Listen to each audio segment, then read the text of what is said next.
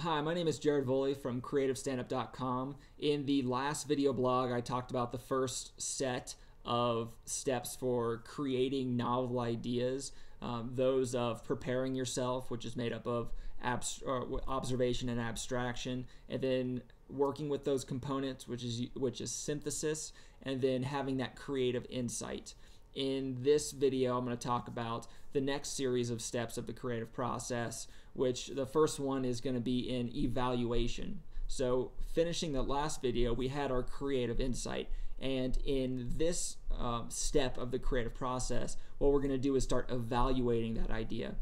So we want to know, obviously, the good and bad parts of our idea. Every single idea, every creative idea has a downside to it. That is why every single industry is continually evolving. We've never gotten an idea perfect, because every time inside every creative idea is the seed of the next generation of idea. So you can see any creative product, especially actual physical products, how they've evolved over time, especially electronic devices. They evolve over time because every creative idea also has a downside. So in our evaluation, we want to make sure that we get that, we want to understand that downside. We want to understand the pros and cons of what we're doing. But we also want to understand it from both a individual perspective as well as a holistic perspective. And what that means is we want to look at the individual components of any kind of creative idea. So to take your stand-up comedy writing as an example, when you write a joke, that joke might get a laugh. So if you look at it holistically as an entire whole, you might conclude that that joke is good to go, it's getting the laugh. But if you look at it from a very analytical standpoint, you look at the individual components, you say, this component right here is not actually adding to the laughter, or in fact, it might even be taking away from it. So you want to both look at it from an analytical, each component, as well as holistically, to figure out exactly where you can progress from where you are. Because great comedy is not written, it's rewritten. So you want to understand the pros and cons so that you can build on top of your past successes. So once you're done with the evaluation stage, the next stage is going to be in elaboration. And elaboration is really going back to the first three steps of that creative process, the observation, abstraction, and synthesis. And what you're doing here is, instead of just kind of not really blindly going about trying to find an idea, because you actually do have those steps, but when you start off a creative idea, you don't know where you're going to end up. But in elaboration, once you're done with that first original idea, when you're ready to elaborate on it, you actually have something done, a product that you can relate everything back to it, so you can start building on top of that past success, rather than just kind of feeling your way through an individual joke or whatever creative product you're actually creating. So in elaboration, what we're really doing is, it's not really a new step, but more like going back to the original steps that we had.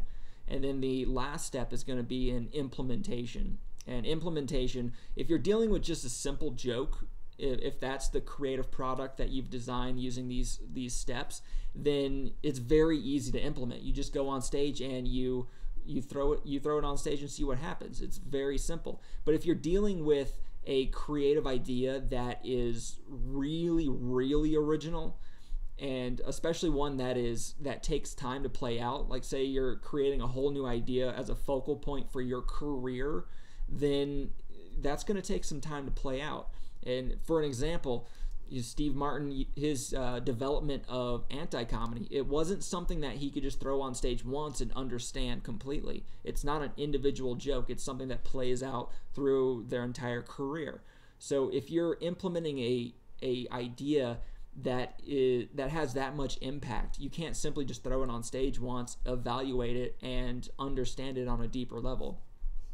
So when you are dealing with those ideas, though, what you really want to do is there's something called an adoption curve, and it's a very scientific, predictable way that people relate to novel ideas and how they actually go about adopting those ideas.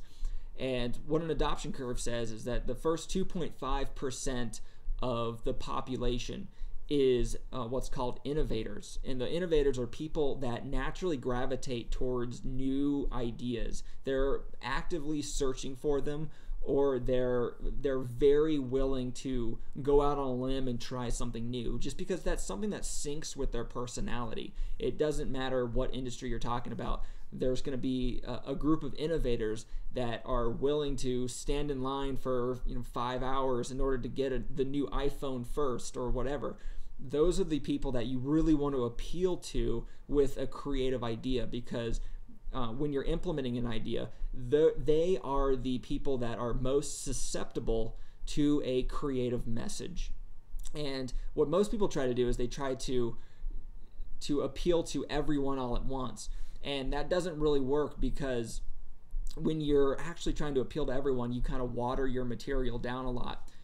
And what you want to do instead is actually focus in on this 2.5% of the population, because they're the ones that turn around and tell their friends about new comedians or tell their friends about new products. So when you reach them at really high levels, when you really satisfy those people, your fan base ends up expanding exponentially, because they're able to access the other groups of people that are on the adoption curve that you simply aren't. Because it doesn't matter how funny your YouTube video is if somebody isn't searching for it. And the majority of people that are out there are not searching for it.